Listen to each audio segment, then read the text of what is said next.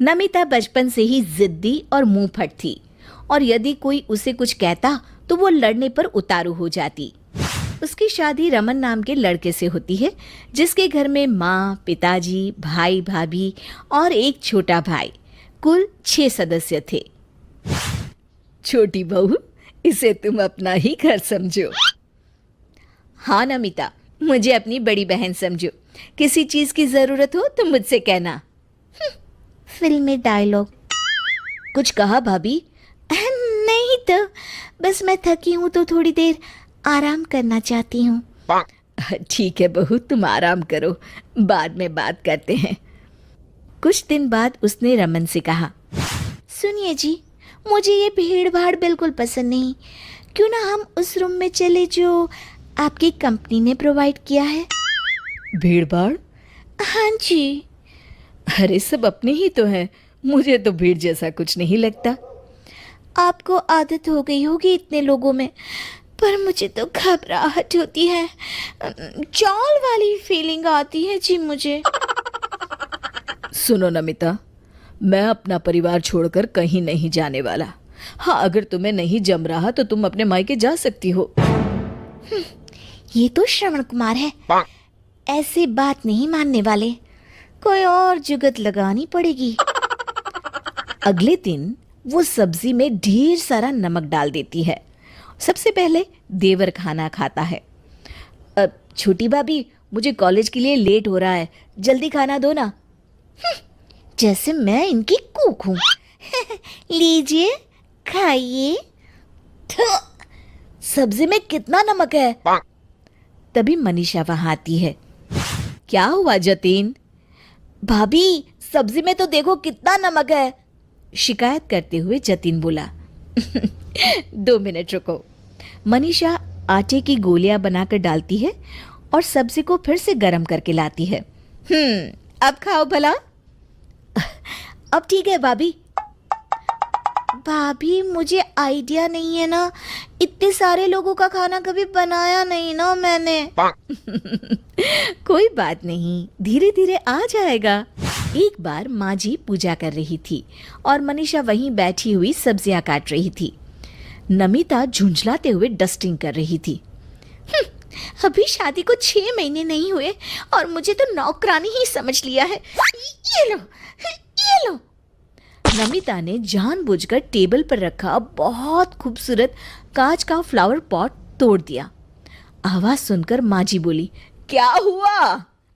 आप पूजा कीजिए माँ जी, मैं जाकर देखती हूँ। वहां जाकर मनीषा देखती है कि पूरे ही घर में कांच ही कांच बिखरे पड़े हैं और नमिता सिर झुकाए खड़ी है। मनीषा को देखकर बोली, पता नहीं भाभी कैसे डस्टर लग गया और। अरे कोई बात नहीं, ना ना ना, तुम रहने दो, कांच मैं समेटती हूँ। तुम ना एक कपड़ा गीला करके ले आओ। अरे क्या हुआ, कोई मुझे कुछ बताएगा? माँ जी, बिल्ली ने फ्लावर पॉट तोड़ दिया जो मैं लाई थी ना प्रदर्शनी से। इसी तरह नमिता जानबूझकर गलतियां करती ताकि लोग उसे टोके और उसे लड़ने का बहाना मिल जाए, पर मनीषा हर बार उसकी गलतियों को छुपा लेती। बहू, तुम हमेशा उसकी गलती छुपा लेती हो, उसे भी जिम्मेदारी समझने दो। माँ जी, वो सिंगल फैमिली से है, धीरे धीरे समझ जाएगी। एक दिन माँ जी की मटर माला टूट जाती है। तब वो मनीषा को बुलाती है। बहू ये देखो, मेरी माला टूट गई। लाइए माँ जी, मैं गूंथ देती हूँ। वो माला लेकर गूंथने बैठती है। तभी जतीन आ जाता है। भाभी, मेरी ब्लू वाली शर्ट देखी आपने? हाँ, कल धोबी देकर गया है ना, मेरी अलमारी में है, चलो देती हूँ। मनीषा जतीन को शर्ट निकाल कर देती है। ये लो तुम्हारी शर्ट, मैं जाती हूँ अभी। जब जतीन वापस आता है तो देखता है कि नमिता पल्लू में कुछ छुपाते हुए वहां से अपने कमरे में गई है। उसके बाद मनीषा वहां आती है और माला पूरी बनाकर कहती है, लीजिए माँ जी, आपकी माला। अरे वाह, लाओ पहन के देखो तो। अरे बहू, ये छोटी कैसे हो गई?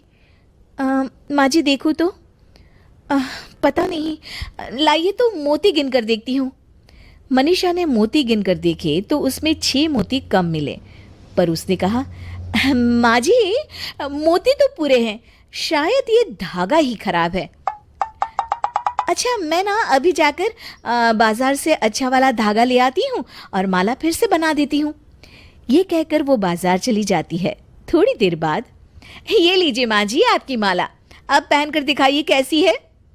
माला पहनकर माँ जी बोली, तू सही कहती थी बहू, वो धागा ही खराब था, अब एकदम सही हो गई। नमिता ने सब देखा। एक बार तो उसे लगा सबको बताए कि भाभी झूठ बोल रही है, फिर खुद पकड़े जाने के डर से चुप रह गई। रात में नमिता ने जतिन को मनीषा के कमरे में घुसते हुए देखा। देखती हूँ देवर भाभी के बीच क्या खिचड़ी पक रही है, फिर कल सबके सामने कलई खोलती हूँ दोनों की। खिड़की के पास छुपकर वो सारी बातें सुनने लगी। भाभी, अब से एक बात पूछनी थी। तो पूछो ना। भाभी, मैंने छोटी भाभी को माँ के मटर माला के मोती चुराते हुए देखा था, फिर आपने मोती गिनकर झूठ क्यों बोला? झूठ तक तो ठीक, फिर बाजार से दूसरे मोती खरीदकर माला में भी डाले। पूछ सकता हूं क्यों? हाँ हाँ बिल्कुल।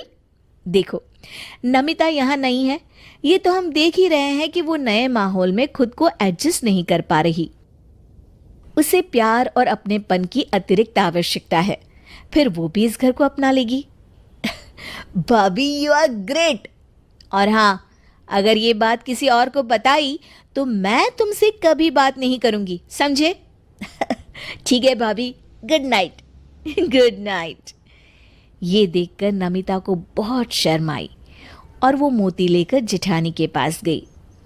भाभी, मुझे माफ कर दो, आज से मैं भी इस घर को अपना बनाने की पूरी कोशिश करूंगी।